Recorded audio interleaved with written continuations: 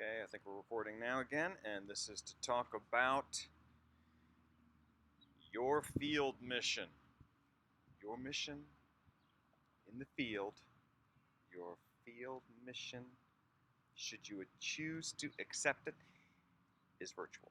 Okay, it's a virtual field mission, which means it's digital in this case. By the way, it's not quite true that I should present it that way. You don't really have a choice whether to accept this if you want multiple quiz credits and the respect of your classmates, because they're going to see whether you've done it or not. They'll know if you're a serious student. You want their respect. And so let's do that again. And now your field mission, should you choose to accept it, you don't really have a choice, is virtual. Okay. Your mission is to bring us data on tweets and tweeters on Twitter. That's right, tweets and tweeters on Twitter, and some sociological variables. Okay.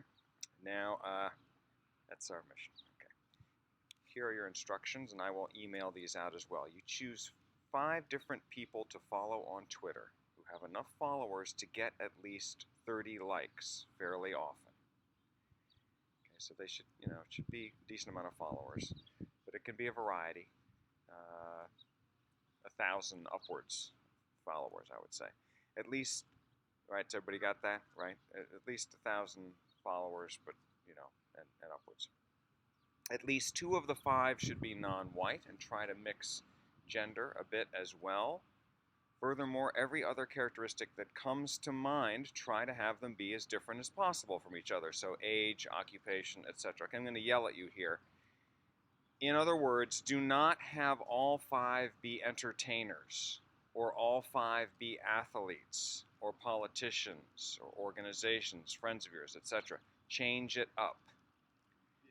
Please note, you're on a first-come, first-served basis in whom we get to research, and I'm afraid you guys aren't first. Right? There's hundreds of students who have done this before you. They've contributed to this data set. So before you start collecting data on someone, make sure that Twitter account, okay, their Twitter account has not already been chosen by one of, a lot of the other people who've contributed to the data set. So to do that, you go to the spreadsheet and you hit Control F and look for that Twitter account, okay, just to make sure that, Beyonce or LeBron James isn't already selected. And they already are selected, I'm afraid.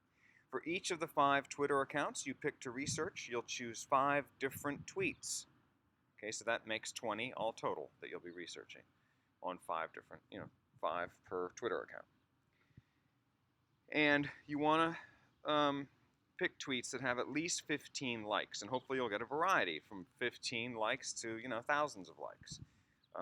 You'll enter data on each of the variables that are listed in the title columns on the spreadsheet. And if you click on the title at that top cell, the title row, you'll see the complete explanation of the value labels. You just hover your cursor up there and or click on it, and you'll see the whole explanation. Okay. 2 reminders. Don't make up your data. You'd mess up the whole project. Okay. Just take your time, and if you need an extension, email me, and I'll get you through it. I guarantee I can explain it to you. You can call me too. You could text me. I'll be at the conference this weekend, but still, I can help you, and classmates can help you. But don't make up your data. We can also figure it out if you've made up your data, by the way, statistically, so don't humiliate yourself. Don't delete someone else's data by accident, okay? Try not to do that. If you do, you might be able to undo it with Control-Z, but then again, you might not, particularly when others are in the spreadsheet at the same time, so please be careful. Be careful. Okay? So those are your instructions. Now, it'll be clearer when you see the variables in the spreadsheet, so here we go. Here's the data collection variables. I've already put in your name in the first column. You'll see that there. Then the Twitter account, the gender of the tweeter, the race of the tweeter, and that's our codes there. How many followers they have, that's easy. The originality of the tweet, you've got to be the judge of this. Are they only just retweeting? Okay, well, that's just a 1. If they're doing something in addition, well, that's a 2. If it's a phrase or more, they're really adding more to it, that's a 3. But if it's all original, if it's not a retweet, it's a 4. Okay, that's completely different. So please use that 4 when possible, and please, do a fair amount of that, right? Get a fair amount that are original. Then you look at the number of retweets, the number of likes, the number of comments as well. It's up to you to do this next one, how playful or funny it is compared to serious. So serious would get a 1. Totally hilarious and playful would be 5, and you can say, well, it's a little bit playful. Yeah, that would maybe get a 3, right? Or you can do 2 or 4. Tweet category is if anybody needs help on how to unclog a disposal, this is what you do. That would be a 1. News events, did you hear this happened? Science research, hey, there was this finding, that kind of thing. Entertainment, love this movie.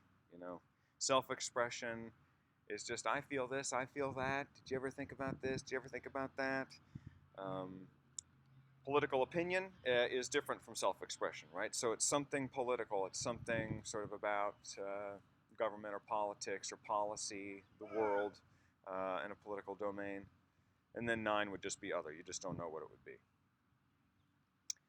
Political orientation, would be judging by any of those. Either 1, very conservative, 2, moderately so, 3, neutral. And if it's nothing, if it's not at all political, then a 3, right? Or moderately liberal for 5 would be very liberal. Okay, and then lastly,